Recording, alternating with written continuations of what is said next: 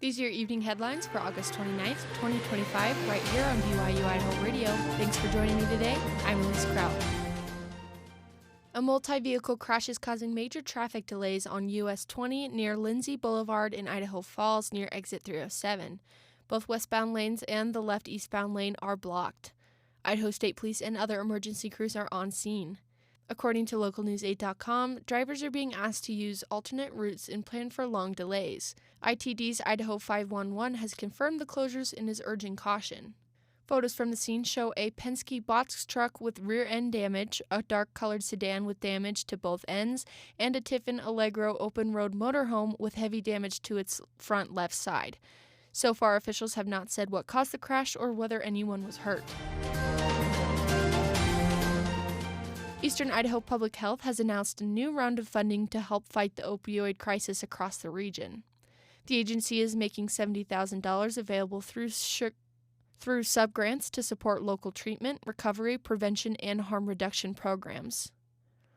The funding comes from nationwide settlements with drug makers and pharmaceutical distributors, which are now being directed to communities most affected by the opioid epidemic.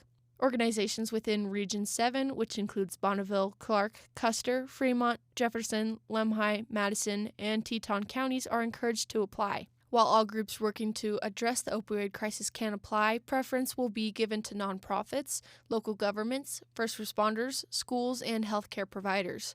According to the news release from Idaho Public Health, projects must align with opioid abatement strategies approved by the Idaho Attorney General's office. More details, including the full list of guidelines and the application form, are available on Eastern Idaho Public Health's website. As the world around him grew quieter, Samuel Wadsworth chose to open his hands to teach. Now, every Saturday and Sunday evening at a church building in Ammon, the father of four helps facilitate free American Sign Language classes, helping others find connection through the very language he's learning to rely on. 3 years ago, Wadsworth's wife and co-workers started to notice that he was missing parts of conversations. That led to hearing tests, which revealed that he was starting to experience sensorineural hearing loss. A type of hearing loss gradually becomes permanent. Hearing loss, it's very elastic. You can't measure it. You could wake up deaf in the morning, or you can go deaf in 20 years, or you may never go deaf. There's just no way to know. This discovery came as a shock for Wadsworth and his family. I was worried that if I were to become deaf, I would forget the sound of my wife and kids, what they would sound like. Wadsworth said many things in his life prepared him for hearing loss, including his faith in the fact that his wife learned ASL before they married. He began to learn the language himself in January 2023, shortly after his diagnosis.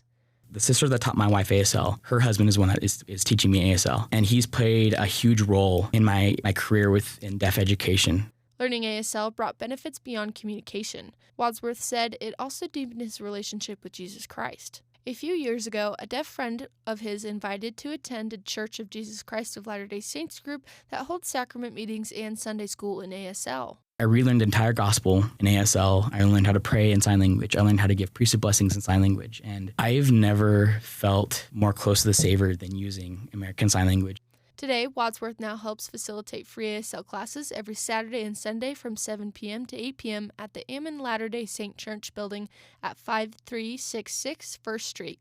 The group is not religiously affiliated. We want this to be free for whoever wants to come. Bring the family. We encourage families to learn as well. Learn together. To follow the group, visit their Facebook page at Idaho Falls/Ammon ASL class. Other helpful resources are available on the Sign ASL app and Embark app. To hear more from Wadsworth, listen to the full interview on BYU-Idaho Radio's podcast or wherever you get your podcasts. These have been your BYU-Idaho evening headlines for August 29th, 2025. Thanks for tuning in. More news, interviews, and great content are available on our podcast feed. Search for BYU-Idaho Radio on your favorite podcast apps. We're on YouTube, Spotify, Apple Music, and more. For BYU-Idaho Radio, I'm Elise Kraut.